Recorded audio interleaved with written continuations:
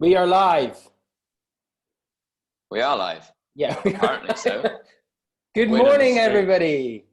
Welcome to Coffee Chats. This is number 4. That means we are 4 weeks into lockdown. It's gone bloody quick, hasn't it? Can you believe it? No, the end of week 4 as well. Yeah, I know. I got Oh, a message from one of marketing lasses in Innerfight, and she was like, this was a couple of days ago, and she's like, the Run Strong podcast is up nice and early for you. I was like, but you're literally a day early. And she's like, is it not Wednesday? I was like, no. we said this actually the other day. The days are just flying. I've got my list of things to do, and it's just, I go, right, I'll do this morning, and then next, and it's 4:30. I've got to train again. Gah! It's just no time. And I'm still getting up at 5 a.m. I know, it's mental, isn't it? Yeah. What have you been up to this week then? Talk to me. What's your training been like? My training has been very, very stair heavy. And I don't know if you've been following. Again. It's funny, you get used to it and then you start beating your time. So I've got me 97 floors down to about 12 minutes and 45. What were you at the start? About 14. Ooh. It's technique. It's all technique. And then we've been, I don't know if you've been checking out my terrible videos of me jumping around and doing glute work and core work, but we've been roping the flat in. So it's been good fun actually. How about you? What have I done? I've been more time on the bicycle. My ass You've been killing me. You've been turning into a cyclist, haven't you? That's it, yeah. And then I did last week. It was this week. It was this week. It was on Sunday. I did my 50k row. Yeah, no wonder your ass is sore. Yeah. Oh well. Yeah. Other than that, I've just been doing the usual. Getting on with it. Actually, I've got a very good 20-minute core workout that I'm going to send you later that you can do with all your flatmates. Oh, don't do it. My core's absolutely dying. I can't even sit up. Yeah. I had to roll out of bed this morning. Let's do it. Yeah. Okay, so today, anyway, let's move on. Today we are going to talk about, we're going to talk about some things. We want to talk about aerobic endurance maintenance. The best way that you can keep your aerobic endurance in this time, because lots of people are not, or don't have the luxury of the treadmill, are not able to go out and running, and your training is completely different, or you should have noticed it's completely different now to what it would have been 4 weeks ago. So I have a chat about how you can maintain your aerobic endurance, how to reduce the impact of detraining, and then that'll lead into, I believe we're looking at some, what did you say? How did you word it? Eating your way through COVID. Eating your way through COVID, which I thought, when you first said that to me, I was like, so we're just going to all get breakfast and sit and eat, because that would be pretty cool. That's normally what we do at the coffee chat. But we're not doing that. No. Right, let's talk about maintaining aerobic endurance. Well, do you want me to kick it off with detraining? And then you go on then. Yeah, right. That sounds good. Yeah. So we all know that when we train, it brings physiological changes that lead to improved sports performance. So similarly, time spent without training leads to the reversal of these adaptations, and it's called detraining. So it makes sense that as we train, we continue to get fitter. We need to continually be exposed to training stimulus that puts us on that upward trajectory. If you've got Training Peaks Premium, or lots of our clients will have seen, we send you that blue line, that fitness line going up and up and up and up. So most of us are in lockdown, and training has either decreased or it's taken a back seat for many. But what effect does that have on our performance? So, I mean, one thing we're seeing lots of people move to the virtual networks for training. Lots of Zwift, cycling, for me, example, has gone up. Lots of people doing bodyweight workouts. Lots of people are moving to stairs. Lots of people are getting water bottles and using it for resistance training. But in terms of performance or endurance performance, you can kind of break that down into 2 components. You've got the central component, which relates to your cardiovascular system, and you've got the peripheral component, which relates to working muscle. And unfortunately, both components are affected by lack of training. But just how quickly those negative effects kick in is actually surprising. So your central component, let's talk about that quickly first. You're looking at VO2 max, and that is the maximum volume of oxygen you can take in and use in 60 seconds, in 1 minute. So that is a central component to your fitness. And it's suggested that your VO2 max will start to decrease after 10 days by about 0.5% per day. Other studies have seen reductions in as much as 14% in 4 weeks. And that's partially driven by a reduction in the volume in your blood, in your body, which may begin a day, 2 days of detraining. So as a consequence, you get decreased red blood cell count. Reduced blood volume means the heart's pumping less oxygen, less nutrients to the muscle during exercise. And without a good source of oxygen and nutrients, your exercise performance is impaired. It goes down. Peripheral component is, yes. Let me just, I want to pull up my little slide.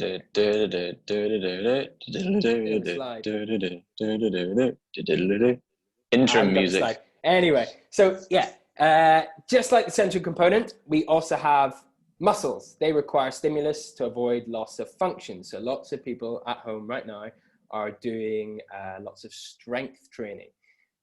You know, what we tend to see metabolically, you'll quickly see a shift towards a reliance on carbohydrates for fuel at lower intensities, meaning you're going to fatigue more quickly.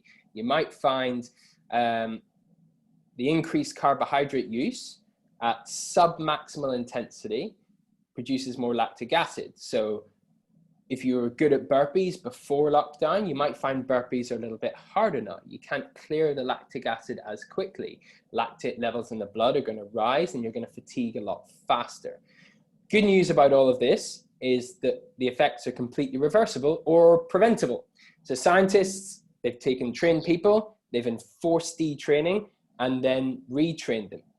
And the reversibility principle kicks in, you can really quickly regain your fitness. But if you've been missing out on your training for the past couple of weeks, obviously the thing you need to do is ease back in gently. You're going to lose, if you're not doing it, you're going to lose flexibility in your hips, in your core, in your shoulders, your spine, which could expose you to new injury risks. So you need to make sure that when you start training full on again, you're doing stretching, you're doing mobility, you're taking your time and you're easing back in to your full program. Progressive overload. That's what. Lovely terminology. You're welcome. So that's detraining. That's kind of what's happening to everyone at the minute, isn't it? Or we're aspect of it. It's an aspect. So with a slight detraining, I think is going on, but I think a lot of the guys here and girls will be maintaining 100%, and that's through modification in their exercise types. Just quickly to talk about it. So HIIT training, high intensity training. So when you don't have a lot of space or a lot of equipment, you can't get out and run for 6 hours or ride for 6 hours. Don't know who'd run for 6 hours, apart from Rob Jones. Basically, HIIT training is a really nice alternative to maintain your fitness level. It's been shown unequivocally through research, that with HIIT training, so high intensity, short repeated bouts with minimal rest, which keeps your heart rate over 80%. This is various different studies categorize it differently, but it's basically like Track Tuesday. So disgusting workouts that make you breathe harder, that lead to a thing called EPOC, which is excessive post-oxygen consumption, or as people like to call it, the afterburn, which is basically you have to burn a little bit more energy afterwards to recover the damage you've done physiologically. So it's a very, very good way, and probably the top way to maintain aerobic fitness. Studies showed that over like a 6-week period, that just halving your volume and introducing HIIT training maintains your VO2 max, so that central marker of fitness and aerobic fitness. So it is maintainable. You don't lose too much, and when you don't have the availability or the time to train, so a lot of people are now being teachers for their like kids. As me and Rob was saying, it's like we're super busy at the minute.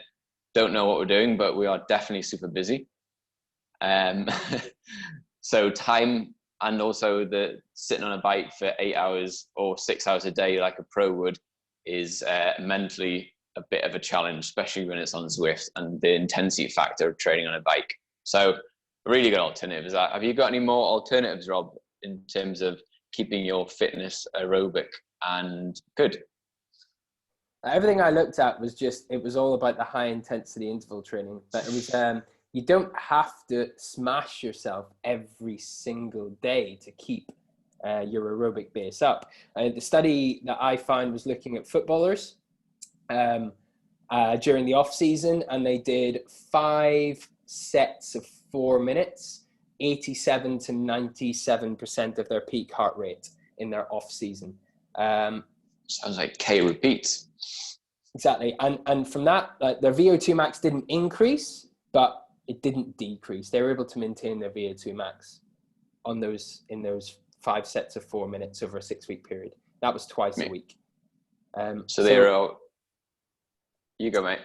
Yeah. So I was going to say, if the sessions don't have to be high volume, they don't have to be as frequently as every second day, but what they do have to be, the key part of this is they need to be super, super high intensity. You need to be feeling like you're going to go chuck up the side of the garden at the end of every set of 4 minutes or whatever it is that you're doing.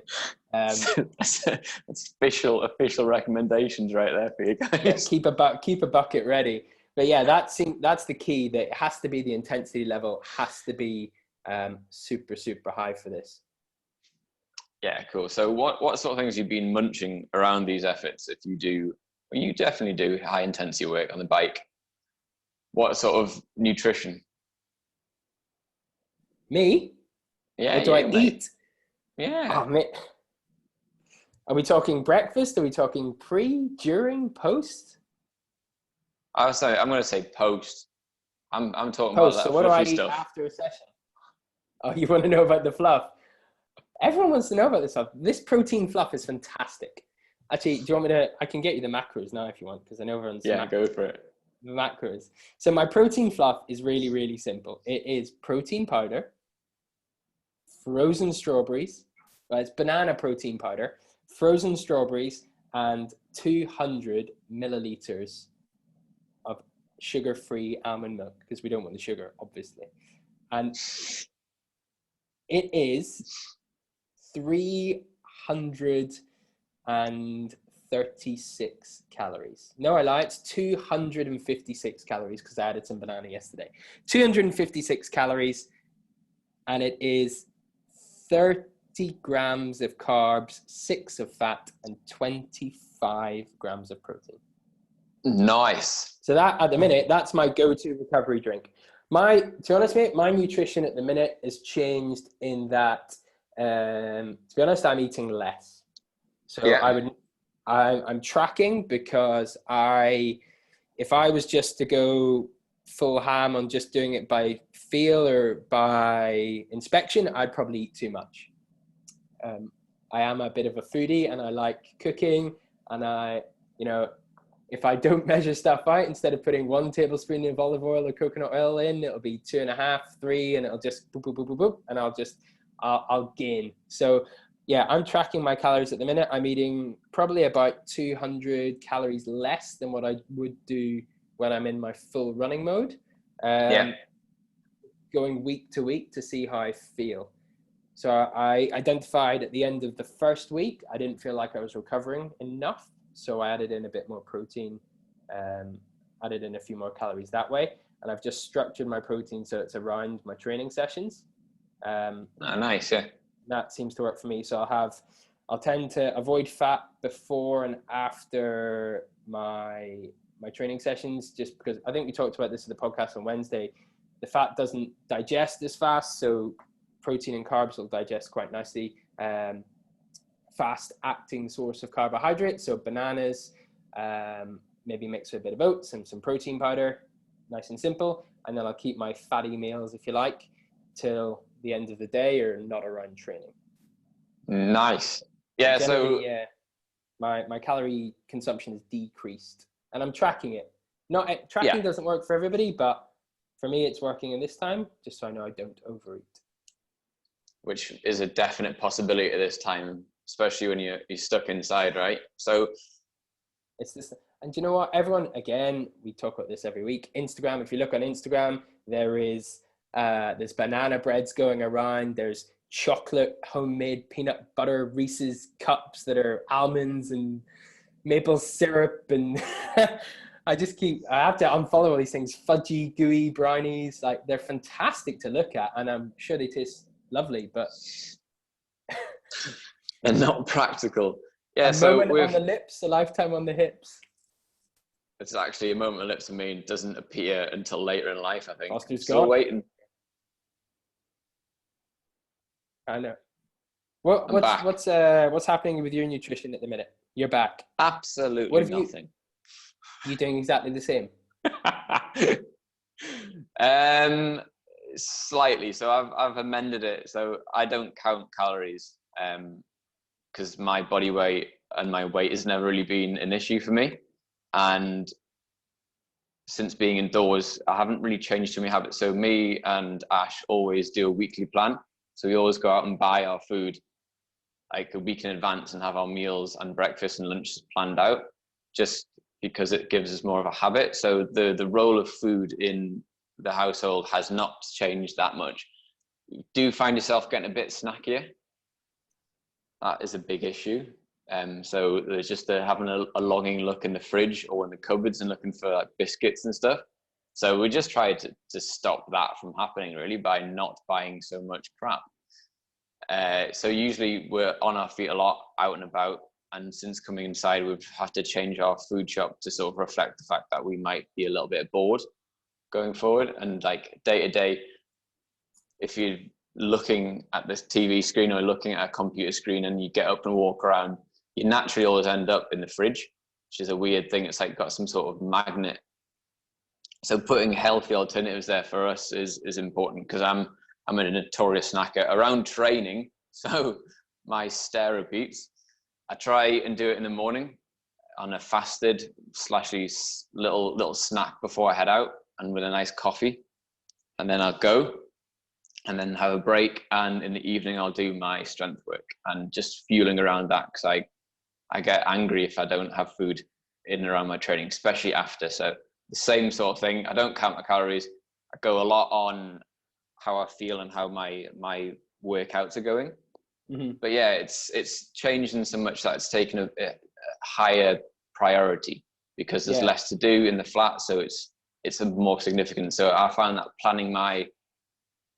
keeping on planning it and taking a little bit more time to plan out the week's worth of food means that you can look forward to it a little bit more. And if it's fresh and it's exciting, you try new recipes. So Gorme sabzi is my favorite Iranian dish, and it takes a bit of time. So it takes like 4 hours, 5 hours to make, because it's a stew. It's like an Iranian lamb and lime stew. We've had to swap out the lamb because Ash is a veggie, but it's a beautiful, beautiful dish served with rice or bread, and it's so tasty, but it takes time. But because we've got time, we can keep going back to the hob and stirring away. It's not so much of a stress. So you have the time to make your favorite recipes that are healthy, or try new stuff, because you've got, say, an hour in the day where you walk away from work, switch off your phone apart from your recipe, and just bosh it out. And it's fun. It's something to do during the day. So planning healthy meals is a nice thing we've started doing. That's cool. It's something you can do together as well, isn't it? Yeah. I mean, I was reading some stuff on how to make good choices in the kitchen whilst it COVID, and there's a plethora of information out there that says all the things. You can't meet angry Rob. He's very chilled out most of the time. When he gets angry, if you show me Newcastle United playing really bad football, that's when I get angry. Rickson says, he's making me hungry for lunch. 7:35, Rickson. Have you not had your breakfast yet? You No. should go be still full from breakfast. All right, Well, so actually, Karen, no, what are you going to say?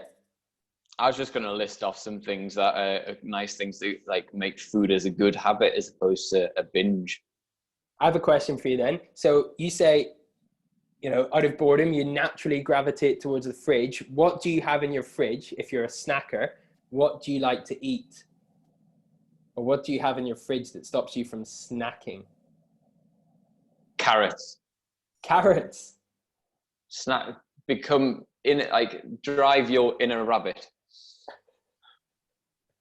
That's my favorite. Or sparkling water. That's a cycling tip. If you're snacky, grab yourself some sparkling water. Fills your belly up. Some Sam Peg. That's brilliant, and it's a bit different to normal water because it bubbles. It's fantastic. I go for actually in my fridge right now. I've got loads and loads and loads of cucumbers and watermelon. Ooh, yeah, go on. If you feel like you're snacking, go to the fridge, grab a cucumber, grab a bit of watermelon, and just, it's messy, but you have to mop the floor up around after you. Oh, good. Actually, let's should we put it out to these guys, the coffee chat participants? How have your guys' diets changed, or your behaviors around food during COVID changed? I think it's obviously we just heard me and Rob rant about it, but as Jeff, Jeff. We'll pick two people at random. Let's go. Yeah, Jeff. No, thanks. To be fair, it's probably much more organised than when I'm in the office every day. So my day's much more structured now. So because I'm getting up, doing the sessions, and then having breakfast, I'm not making a fluff, and I probably ever don't want to be a fluffer, but that's a separate story. You can Google fluffer if you want, people.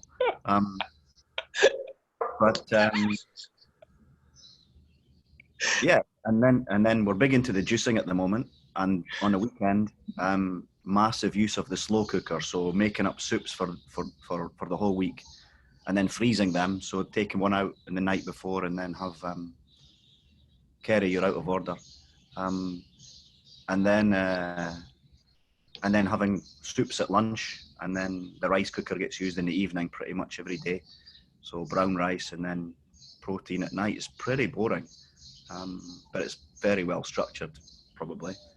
But yeah, much more than normal, because when you're in work, like people bringing cakes into the office and you're drinking too much coffee, and office is a distraction for eating. So at home, it's much better, to be fair.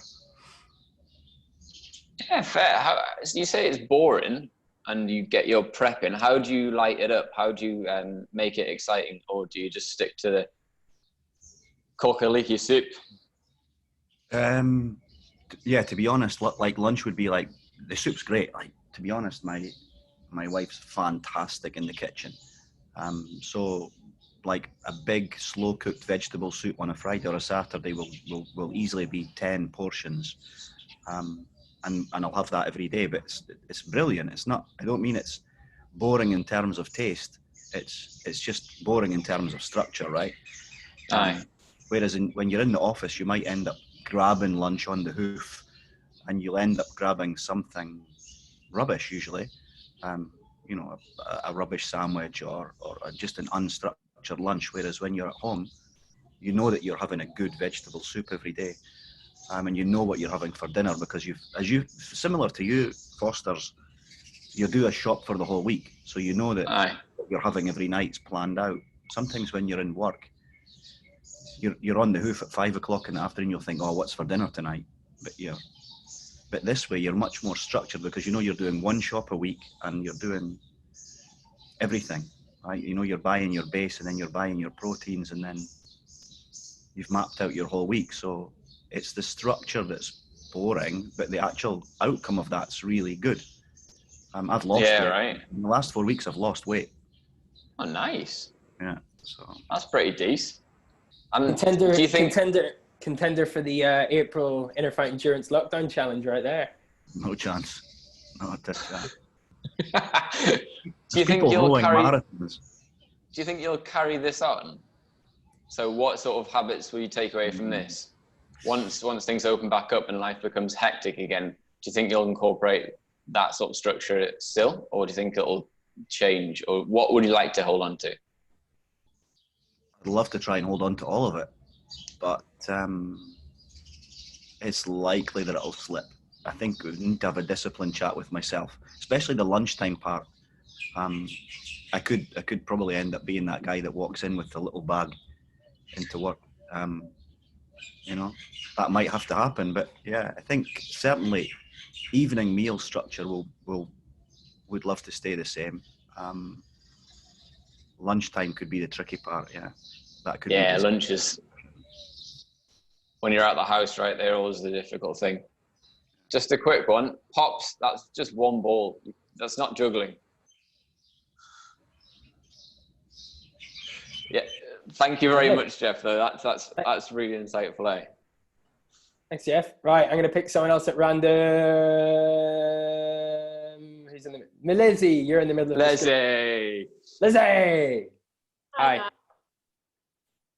Can you hear me? Yeah. Yes. So I have tried to keep everything in the same routine that I would normally do. I just find that for me personally, if I change that, then I actually find it very easy to undereat and eat the wrong things, and I get a bit of an unhealthy obsession with it. So I'm trying to keep the whole structure the same. So I have a meal plan 5 days a week that I'm still having. Then what am I doing? On a Friday, I have like a veggie Friday. So I'm not eating meat on a Friday. I'm just cooking tons of veg and feel really good for that. Saturday, I just do whatever, see how I feel and do it on the day. Thursday mornings, I'm still making oats like we would if we went on the coffee run and then went to Surf House Cafe. I know Jeff knows how we feel about the porridge on a Thursday. But I'll also have chocolate in the house. Like I'll have chocolate there, and if I really want it, I'll have it. I actually find it easier to do that than to not have it, to take it away, to tell myself I'm not going to have anything like that makes me want it more. So if it's there, I'm like, oh, if I really want it, that's fine. But in terms of changing the meal plan, so I actually contacted them and reduced the amount of like pasta and starchy carbs that I have in it because I'm not in a marathon block. I thought it was probably too much. Part of that was also the panic of gaining weight and everything else. So I've done that, but now as the training is still like vamping up a bit, and with the April challenge as well. The April challenge. Yeah, that April challenge. Oh my God. I told myself yesterday, I was like, yeah, we're halfway in, but actually it's not because the so I will just like add my own in if I feel like I need more, or I think in the next couple of weeks I will have to get back to them and say, actually, give me them back because I need more. Put it up again. Yeah. Give me all the carbohydrates. Yeah, give me all the carbs. But I feel good with the amount of food I'm having. I've actually lost 0 weight in the last 3 weeks. It stayed exactly the same, but I feel nice. like stronger and leaner. What else? Yeah, so I wanted to ask your opinion on that, like reduction of carbs first, and then I have another question as well. What do you think? Like, do you think it's a good thing to do? I never cut carbs. But it depends on your outcome. So basic metabolic rate or basal metabolic rate should be your indicator about how much you're expending in terms on a daily basis. So there's loads of apps you can use, or you can plug in on MyFitnessPal and work out that. And then there's the basic metabolic. So it's how much energy your body will use just on a day. with your current exercise level. So you can work that out and then work your incoming, so what you're actually taking on, and then see if there's a difference. If you do want to lose a little bit, you can just knock out the carbs and that'll knock you out, like that'll reduce your weight. Or if you want to maintain, just make sure that it's a balance sheet. It's like an Excel chart, right? But Rob probably knows a bit more about balancing than me. We've got the, I still use the ultimate spreadsheet that we do. So I look at high intense is my training. So the higher the intensity, the higher the carbohydrate amount that I need. And I just base it off that. So it's all, for me, it's like high intense I'm training. So majority, or the first couple of weeks of lockdown, my training wasn't as intense. So I was eating less carbohydrate, but now I'm doing a lot more high intensity interval sessions on the bike and on the rower. I'm upping my carbohydrate again. Okay. So it's okay, just go by like volume and how you feel during the workout. So as your step count, April challenge increases and you keep putting more and more time and more TSS on the sessions per day, you're going to have to increase it accordingly to make sure you're fueling them, because they're really turning into workouts. Yeah. Yeah. I felt that the other day when I did that, and then I did Track Tuesday after it, and that was a complete error. Wrong way around, died. So yeah, in those first 2 weeks, you'll have covered 2,625 meters. And in this 1 week alone, it's going to take you up to 5,775. So you're doing this week, you're effectively doing more than the first 2 weeks combined and extra. Okay. So you're going to need to feel for that. And it won't just be, it's not just as well about the muscular fatigue, it's about the time. So factor that in as well. In fact, like the sessions are going to tip over 60 minutes now. Or they should be, I imagine. You should be doing 1,000 box step-ups at the end of the week. Yes. So I've been having a fun game of whenever Lizzie puts the April challenge on, I just leave a horrible comment like that's disgusting, or I can't look at this anymore, or Right. Positive feedback. Positive feedback. We've got loads of questions coming in here. Thanks, Lizzie, for that. I have one more question. Sorry. Oh, go on then. I know. Obviously, it's a lot easier to take on like protein post-workout as well now, because we're just at home, so you don't need to like organize anything. You can just have it there. So for females, obviously there's a lot of talk about like needing 30 minutes, having it within 30 minutes. Like, what's your thoughts on that? How quickly do we need to take on protein for the muscle repair and stuff? Rob Jonesy?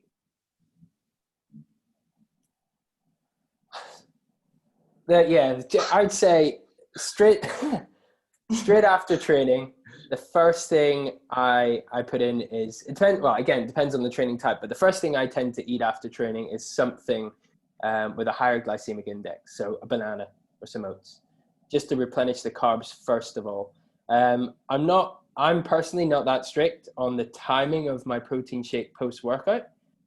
Obviously, the general rule or the general science says that the sooner you take it, or you take it within that window, that workout window post-exercise, it absorbs quicker than if you take it 3 hours down the line.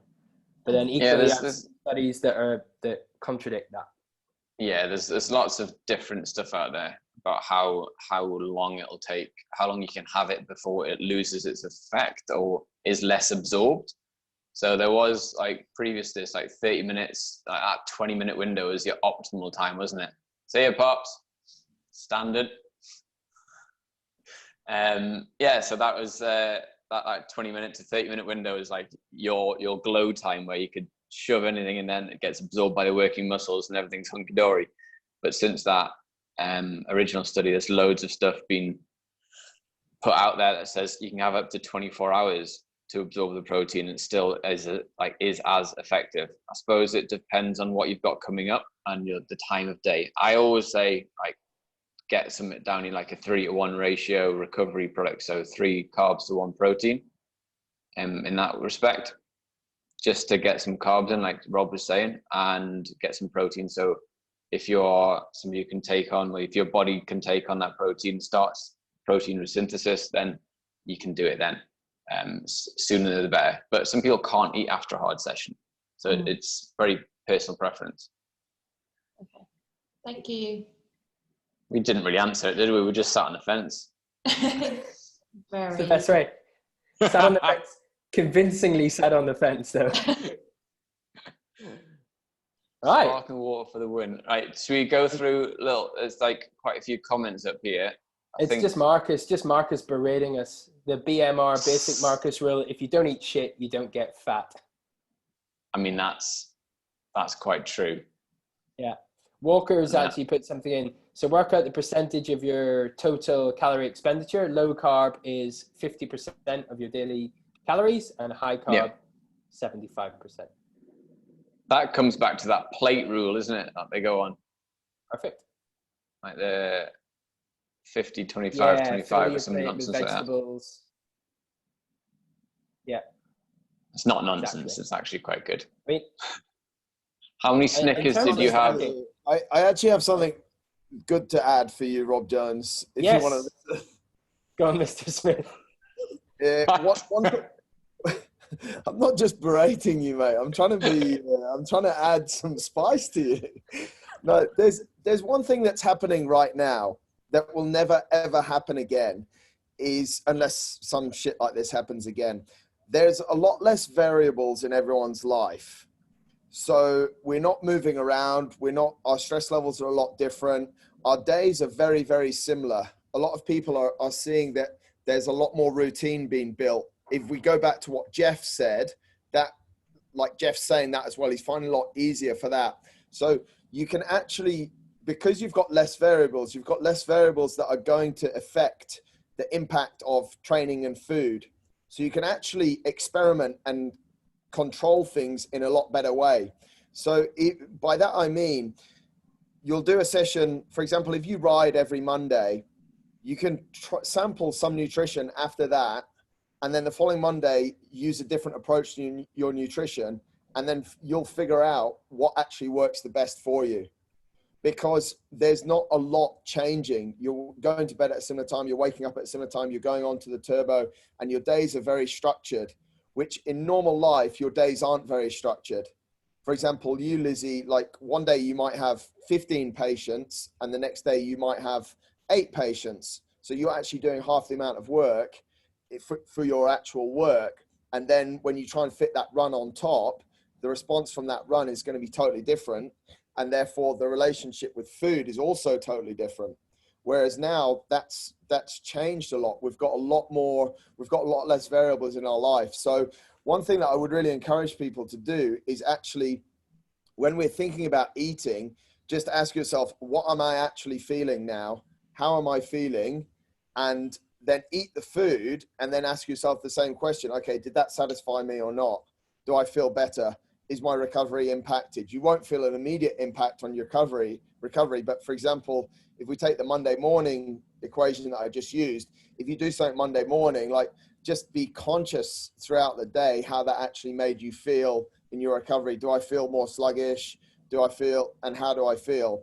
And it's actually a really good time to test on yourself, because that's why, like, I think for that last question, Lizzie, as well, Rob and Rob are a little bit on the fence because it's so individualized. It's difficult to say.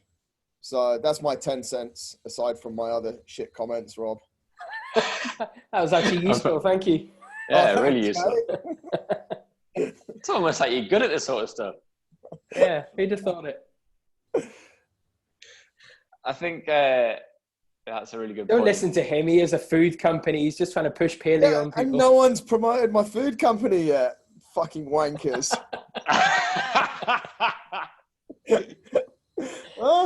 Everyone's banging on about rice. Fuck. I've got the lowest body fat percentage here, and no one's eating my fucking food. Oh well, never mind. Michaela, did you say, is everybody eating everything? Yes.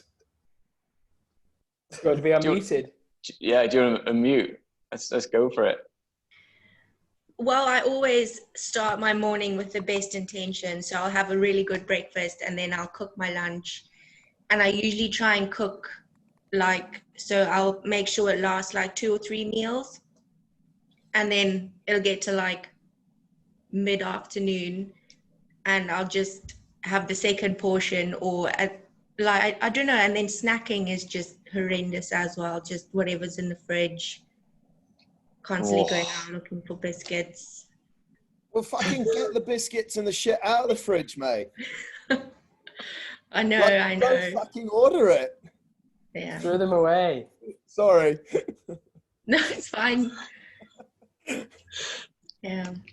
I think I've suffered the same. I know Ash feels the same sometimes as well. Like we'll have breakfast, which will be a decent porridge with some fresh fruit stuck in it, and then that'll keep us going till lunch, and then we'll have our lunch, which will be quite light, and then it'll become, if there's not a lot to do that day, or if you have a bit of a lull time, it's like, right, I'm a bit bored.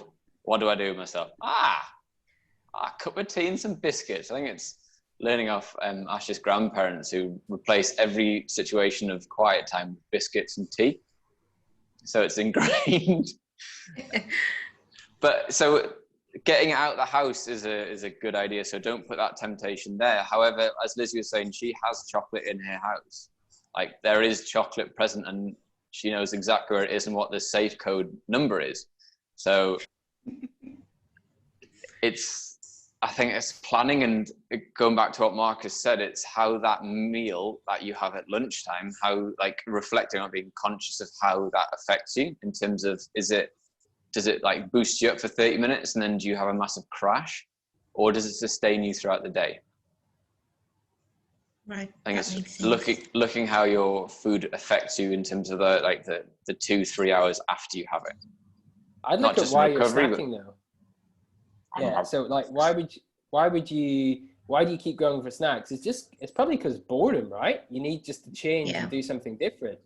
So just identify those moments when you're bored, and instead of going for a snack, do something else that's going to give you that endorphin hit.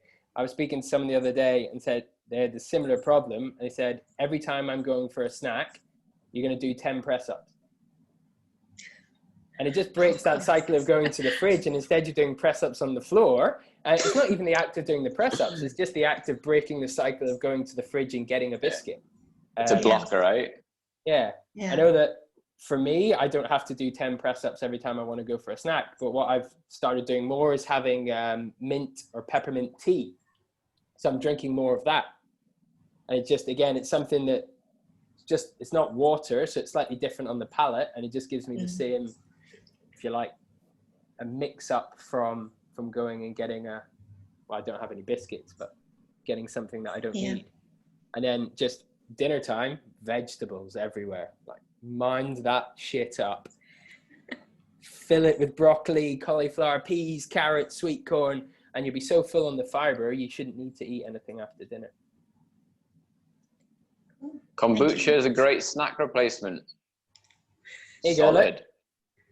Dana, I tried the push-up trick for 3 weeks and it works, and she's not jacked.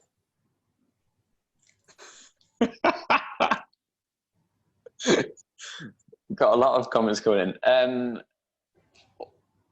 Just one last thing. So we were talking last week about anxiety and immunity and mental health and exercise, and that was a really good chat. And it's been shown that certain fruits that can help alleviate the signs and symptoms of anxiety. And actually, obviously, it's all personalized. So if you find yourself down, so I've had bad days when I felt like absolute shit, and that's fine to do.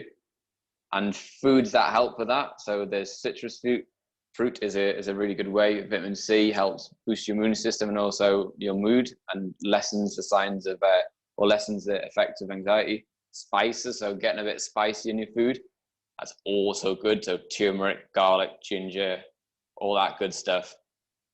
Magnesium-rich foods helps you feel calmer, chills out, vasodilates, apparently. Maybe I'm making that up. Fatty fish, so omega-3 fatty acids, fatty fish. Probiotics and antioxidants, so making sure it's a mixed diet that hits those things can also help reduce possible anxiety that is associated with food, associated with snacking, and just general mood at this time. I can put that out in some form of document. Perfect. That is 8 o'clock, I think. Is it 8 already? Yeah, has anyone else got anything they want to add or contribute or say? Stick your hand up. Happy birthdays to me. I'm not interested. Do you want to sing happy birthday to Foster? We can all unmute ourselves. I have to add. Go on. I think this has been mainly based around weight loss. And the other thing to remember is that you need to fuel performance as well. And if you're really always thinking, how can you restrict your calories? And then you want to train hard at the same time, you're going to burn both candles at the end. So fuel your days as you plan around your training, and then you'll be more consistent with your training, which means you'll have a more consistent calorie burn, which means in the long term, you're going to get to the goal weight that you want. That's just my add. I think it's far too based around weight loss, which is good for some, but for others who are actually training more than they ever have. Fuel performance. Fuel for performance. 100%. Thank you very much, Happy birthday, Rob Fosters. Happy birthday, Rob Fosters. What are you doing today? Are you doing anything? Therapeats?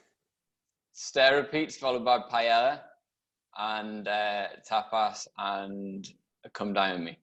It's going to be epic. Food poisoning everywhere. Lovely. Right, that is us done. We should all have cake. Have cake. We should all have cake. I'll take the calorie hit. Performance cake. Right. Performance cake. Right, folks. Thank you very much.